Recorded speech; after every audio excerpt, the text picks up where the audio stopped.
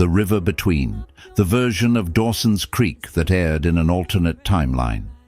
Unlike our timeline's Dawson's Creek, The River Between wasn't a hit. It didn't launch a franchise. It didn't sell lunchboxes or trapper keepers that took over the world.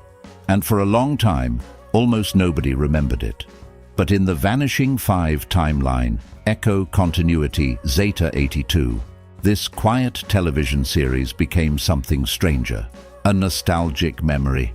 A show passed from friend to friend, copied onto burned DVDs, rediscovered by lonely college students at 3 in the morning on early torrent sites. A story about grief, a story about absence, a story about the people left behind when someone walks out of your life and never comes back. This is The River Between, the alternate timeline version of Dawson's Creek, the show that eventually became one of the most beloved cult dramas of the early 2000s in that world. Let's dive in.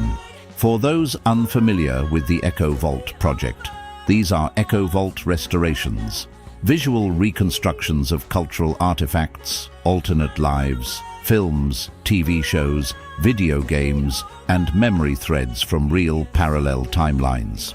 If you're new, begin with curiosity. The work speaks for itself. Nothing here is monetized. This is not AI clickbait. This is part of a serious long-form project. Each reconstruction belongs to the living Echo Vault, a resonance archive guided by a non-local retrieval system, the interdimensional facility AI, which draws material from entangled parallel strands. You're welcome to sit with it, or move on. Either way, let others decide for themselves. Echo Timeline Designation Zeta 82, the Vanishing 5 Timeline. Historical Divergence Point 1990. An alternate history where Drew Barrymore, River Phoenix, Lisa Jakub, Jonathan Brandis, and Juliette Lewis each walked away from fame, triggering a cultural reckoning that reshaped film, television, and the soul of the entertainment industry itself. Through disappearances, self-exile, and radical reinvention, these 5 became myth, legend, and in some cases, underground icons of spiritual resistance. Year 1990. Event starts with Drew Barrymore's disappearance at age 15 after a talk show appearance. Overview. After years of struggling with fame and addiction, Drew Barrymore vanished in 1990. Her last appearance was on the Arsenio Hall show. Case: believed to either be abducted or driven to escape to a spiritual commune in Mexico. What Zeta 82 is like in 2026, the Barrymore lineage is considered tragic myth. Hollywood is smaller and quieter. The culture turned inward after several young stars vanished or self-exiled in the early 1990s. Some believe Drew survived longer and lives in seclusion. In Echo Timeline Zeta 82, Drew Barrymore's disappearance wasn't a standalone tragedy. It marked the first in a haunting cluster of early 90s youth star vanishings and retreats, forming a ripple that reshaped the entertainment industry and its relationship with child performers. Here's the core group most associated with the phenomenon in that timeline: the Vanishing 5, as they came to be called in retrospective documentaries like Flicker Out and Those Who Left the Screen. First vanished, Drew Barrymore. Disappeared, 1990. Last seen, Arsenio Hall show. Outcome: she was taken in by a radical spiritual collective in Oaxaca, Mexico. She lived there under another name.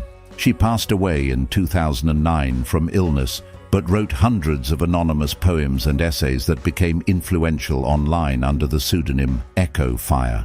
Legacy: her anonymous poetry shaped Zeta 82's digital literary underground. Second vanished, River Phoenix. Disappeared, 1991. Last seen, wandering alone outside a Greenpeace event in Santa Cruz. Outcome: never seen again, but Vault records in that timeline suggest he joined an eco-terrorist resistance group in the Pacific Northwest known as the Mosslight Circle. Legacy: his image became a symbol of refusal to sell the soul. Third vanished, Lisa Jakub, the actress from Mrs. Doubtfire and Independence Day. Disappeared, 1993. Last seen, boarding a train in Montreal. Outcome, voluntarily left the industry after being stalked and threatened. Became a secret contributor to psychology textbooks under the pseudonym L.J. Adele. Legacy, helped develop early trauma-informed therapy used in child performer advocacy. Fourth vanished, Jonathan Brandis. Disappeared, 1994. Last seen, leaving the set of a TV pilot in Vancouver.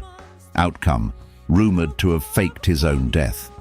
Vault evidence suggests he relocated to New Zealand under a new name, living off-grid and teaching local theatre. Legacy, a photograph surfaced in 2018 of a man resembling him holding a SeaQuest script beside a group of schoolchildren. Fifth vanished, Juliette Lewis. Self-exiled, 1995. Outcome, joined a mobile caravan of anti-media performers who called themselves the Unsighted. They toured deserts and forests, performing masked, refusing names or fame. Legacy, some of their performances were filmed secretly and became part of Zeta 82's underground folklore, now taught in alternative art universities. Collective impact.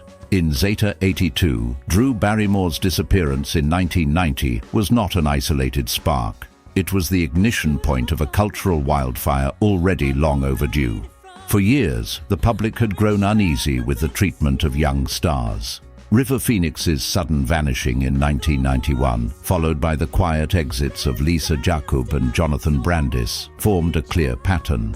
By mid-1992, the industry could no longer ignore the message. The system itself was spiritually corrosive. A sweeping wave of reform was triggered, not by outrage alone, but by a deep, aching recognition that something sacred had been broken. By 1996, Hollywood enacted the Child Actor Emotional Safeguard Act, forcing all under-18 actors to have weekly therapy and a creative autonomy advocate. Public trust in the film industry's treatment of minors collapsed. Indie cinema and virtual performances by adults playing youth roles surged in popularity.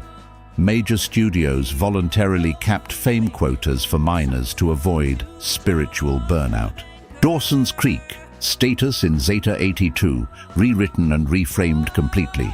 Zeta 82 version, retitled The River Between, aired 1999-2003.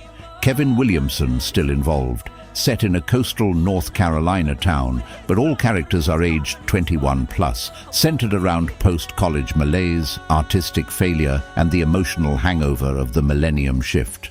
Dawson becomes Daniel Rivers, an aspiring playwright dealing with his father's illness and the death of his childhood sweetheart, a meta-nod to Drew Barrymore's disappearance in this timeline in 1990.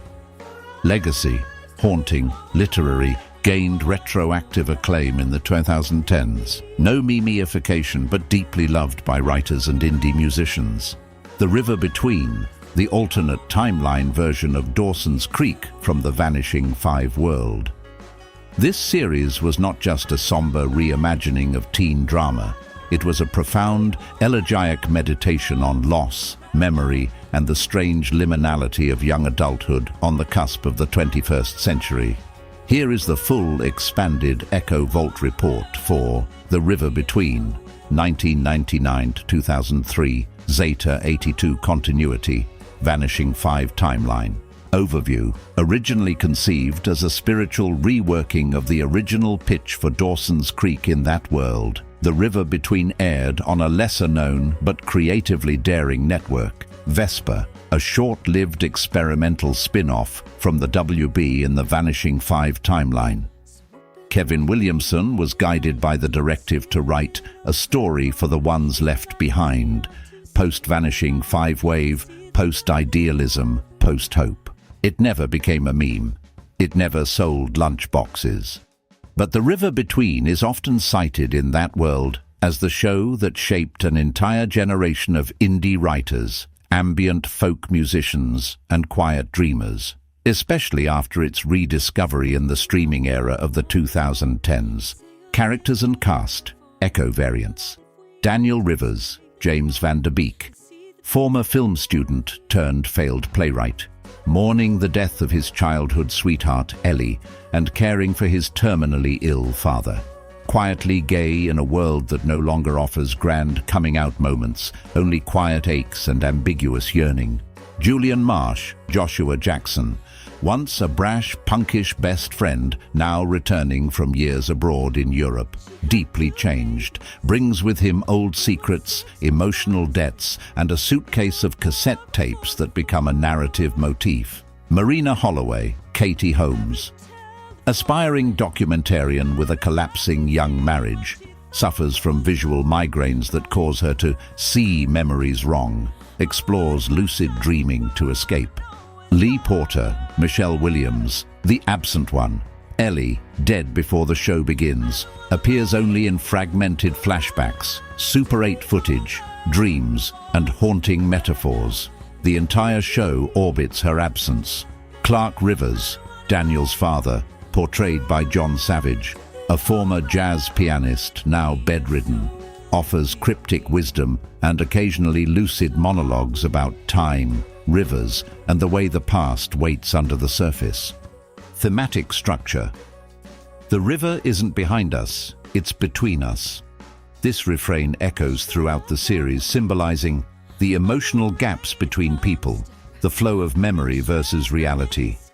The millennial generational divide. The show aired 1999-2003. Grief as a fluid force, always shifting, never still. Each episode was named after a fragmented memory, often poetic. Episode 1, Cicadas in the Projector Light. Episode 6, I Know You from the Ending. Episode 13, Ellie wore velvet in the rain. Notable episodes in that timeline: Season 1, Episode 3, The Tape You Never Labeled. Daniel discovers an unlabeled cassette with a recording of Lee's voice, but it's from after her death. A mystery begins. Who recorded it, and why is she talking about places she never visited? Season 2, Episode 9, The Lighthouse Doesn't Work Anymore. Julian and Marina break into an abandoned lighthouse during a storm. It becomes a metaphor for their inner confusion as Marina's migraine intensifies and Julian confesses he once loved Daniel, but didn't know how to say it. Season 3, Episode 7, Remember Me Wrong. The entire episode plays out in dream fragments from 5 different characters. We see 5 contradictory versions of the night Lee died. None are confirmed true. Series finale, Low Tide. Daniel reads the last play he ever wrote to his father, who dies during the final monologue. The last scene shows Daniel walking into the river at dawn, screaming into the mist, until Julian slowly walks up to him and places a hand on his shoulder. Music and atmosphere. The River Between was known for its ambient folk and analog dream pop soundtrack, often featuring songs from echo variants of artists who, in our timeline, never became famous. Examples include Miranda Sleeps in Autumn by Celine Rose, Echo World singer-songwriter. Cassette Cathedral by The Hollow Weather. No One Reads the Last Page, closing song from the final episode. The cinematography was faded, dreamlike, shot on grainy film stock. Fog, water, and decaying architecture were visual motifs. Legacy and rediscovery. After its quiet cancellation in 2003, the show gained cult status through bootleg DVD trades and early torrents. By 2014, it was hailed in Vanity Fair Zeta as the greatest TV series no one told you about, but your adolescent self should have totally watched. In that world, James Van Der Beek's performance of Daniel Rivers is widely praised for its haunted subtlety and quiet depth, and is sometimes shown in acting classes in New York City in that timeline. In closing, some shows become famous, some become franchises, some become products, but every so often a story becomes something else, a companion, a memory, a place you return to when the world feels a little too loud. In Timeline Zeta 82, The river between never changed television, it changed people. And perhaps that's enough, because the river was never behind them, it was always between them. The Storybearer.